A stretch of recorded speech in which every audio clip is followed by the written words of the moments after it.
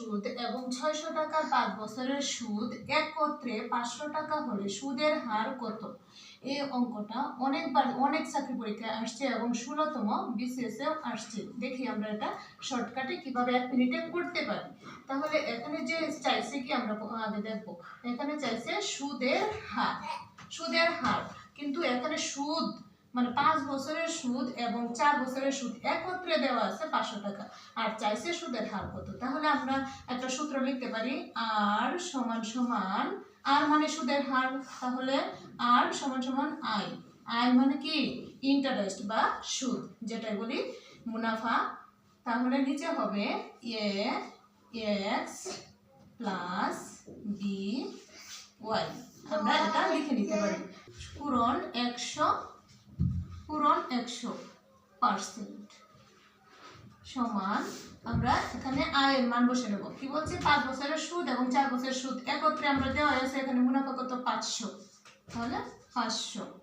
এখানে আছে এক্স বুঝাইছে এটা শুধু, তাহলে 500 যোগ 500 ইন্টু 4, মানে এক্স হচ্ছে 4, তাহলে পূরণ 4, এখানে যোগ এই মাঝখানের যোগটা এখানে, বাই বি কি? বি হচ্ছে এই যে 600 টাকা পূরণ বছর হচ্ছে এই যে 5। আমরা এটা এভাবে লিখে নিতে পারি। এখন আমরা পূরণ করে লিখবো, পূরণ এখানে 100%। তাহলে আমরা এখানে কি লিখতে পারি? এখানে উপরে 500, এখানে নিচে হচ্ছে 4 পাশে 20 আর 2টা শূন্য, যোগ নিচে কি 5 6 30 আর 2টা শূন্য, সমান। তাহলে আমাদের কি আসতেছে? 500 100%।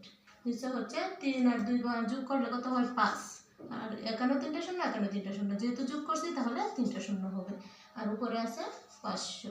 তাহলে এই 2 শূন্য এই 2 শূন্য কেটে দিলাম, থাকবে 5 একে 5, আর এখানে 10 আছে, পূরণ 100%। তাহলে 10 10 100%, তাহলে আসতেছে কি 10%। এই তো সুদের হার বেরিয়ে গেছে। তাহলে উত্তর কি হবে? উত্তর হবে 10%। এটাই হচ্ছে আনসার। এটা আমরা একদম শর্টকাটে 1 মিনিটে করতে পারি, যেহেতু আমাদের চাকরি পরীক্ষায় একটা অঙ্কের জন্য শুধু 1 মিনিট দেওয়া থাকে।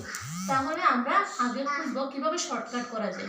অতি দ্রুত আপনারা এই নিয়মটা ফলো করতে পারেন এবং অতি দ্রুত সমাধান করতে পারেন।